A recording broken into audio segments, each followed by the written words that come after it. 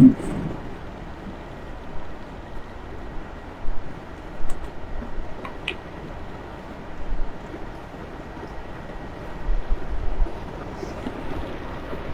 الحمد لله نحمده ونصلي على رسوله الكريم أما بعد أعوذ بالله السميع العليم من الشيطان الرجيم بسم الله الرحمن الرحيم إن الله اصطفى آدم ونوحا وآل إبراهيم وآل عمران على العالمين ذرية بعضها من بعض والله سميع عليم۔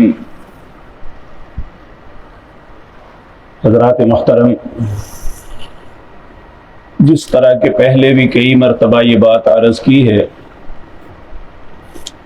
یہود اور عیسائی نبی کریم صلی اللہ علیہ وسلم کی رسالت پر صرف اس لیے ایمان نہیں لاتے کہ وہ سمجھتے ہیں کہ یہ ہماری قوم یا ہمارے اجداد میں سے نہیں ہے۔ اجداد کہتے ہیں داد کا، یعنی یہ ہمارے آبا کی اولاد نہیں ہے۔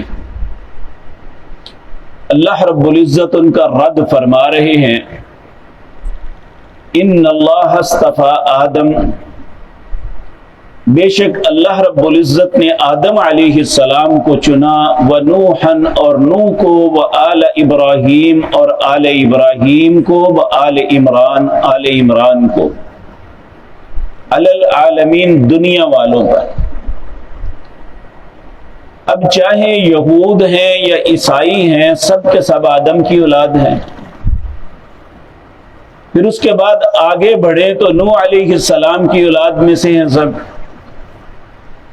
اس سے آگے بڑھے تو اسماعیل علیہ السلام کی اولاد میں سے ہیں، ابراہیم علیہ السلام کی اولاد میں سے ہیں، کہ ابراہیم علیہ السلام کے بڑے بیٹے سیدنا اسماعیل تھے، جن کی اولاد میں سے نبی کریم صلی اللہ علیہ وسلم ہیں، اور ان کے دوسرے بیٹے سیدنا اسحاق علیہ السلام، ان کی اولاد میں سے یہ سب ہیں۔ تو کس طرح یہ ممکن ہے کہ یہ کہیں کہ یہ ہماری قوم سے یا ہمارے خاندان سے نہیں ہے؟ کیا جب دادا ایک ہو تو وہ ایک ہی خاندان نہیں گنا جاتا؟ پھر اسی طرح آل عمران، عمران دو ہے، موسیٰ اور ہارون کے والد کا نام بھی عمران تھا، اور سیدہ مریم کے والد کا نام بھی عمران تھا۔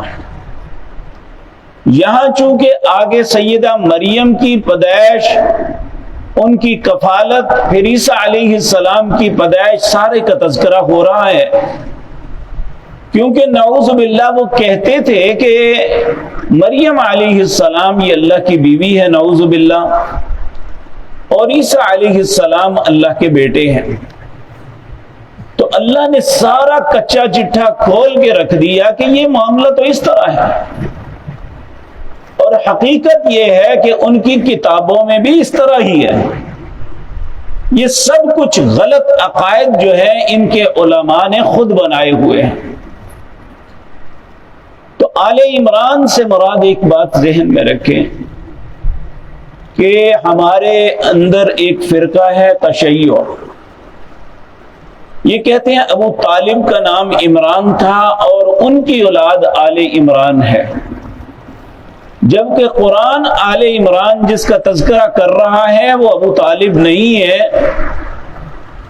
وہ آل عمران، عمران کی اولاد یہ سیدہ مریم اور عیسیٰ علیہ السلام ہے۔ تو اللہ رب العزت نے فرمایا اللہ نے ان سب کو چنا ہوا ہے، جس طرح ان کو چنا اسی طرح رسول اللہ صلی اللہ علیہ وسلم کو بھی چنا۔ ان اللہ اصطفى آدم ونوحا وآل ابراہیم وآل عمران علی العالمین۔ پھر اللہ فرماتے ہیں ذریۃ بعضها من بعض، یہ سب بعض کی اولاد ہے، یعنی یہ کوئی الگ نہیں ہے، کوئی آدم علیہ السلام سے علاوہ کسی انسان کی اولاد نہیں ہے۔ آدم سے آگے چلے تو نوح علیہ السلام کے علاوہ کسی کی اولاد نہیں ہے، اس سے بھی آگے بڑھے تو ابراہیم علیہ السلام کے علاوہ کسی کی اولاد نہیں ہے. اور پھر آل عمران دیکھیں، نبی کریم صلی اللہ علیہ وسلم جب مدینہ منورہ آئے تو آپ نے دیکھا کہ یہود 10 محرم کا روزہ رکھتے تھے. آپ نے پوچھا یہ کیوں رکھتے ہیں؟ انہوں نے کہا کہ اس لیے کہ اس دن موسیٰ علیہ السلام کو اللہ نے فرعون سے نجات دی تھی. تو نبی کریم نے فرمایا موسیٰ میرے بھائی ہیں، ہم زیادہ حق رکھتے ہیں کہ ان کی خوشی کا روزہ رکھیں. اب انبیاء ایک دوسرے کے بھائی ہوتے ہیں، چاہے وہ کتنے ہی پہلے یا بعد کیوں نہ ہو. ان کی مائیں تو الگ الگ ہیں، ان کے اجداد باپ سب ایک کا ایک ہے. اور بلکہ اگر حقیقت سوچے تو ہم سب اس معاملے میں ایک ہی باپ کی اولاد ہے. اللہ رب العزت سورۃ نساء کے آغاز میں فرماتے ہیں یا ایھا الناس اتقوا ربکم الذی خلقکم من نفس واحدہ، اے لوگو اللہ سے ڈرو جس نے تمہیں ایک ہی جان سے پیدا کیا. وخلق منها زوجها، اسی سے اس کی بیوی پیدا کی.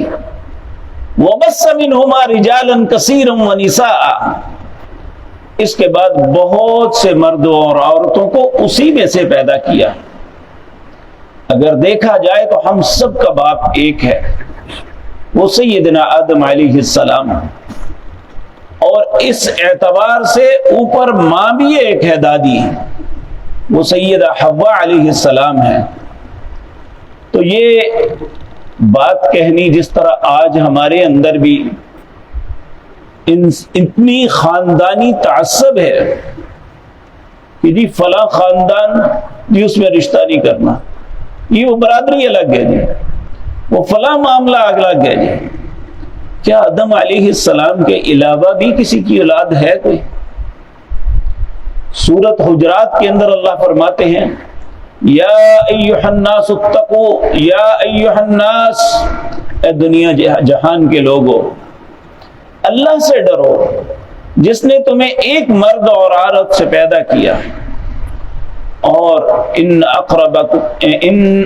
اللہ اکبر، اللہ کے نزدیک سب سے مقرب وہ ہے جو متقی ہے.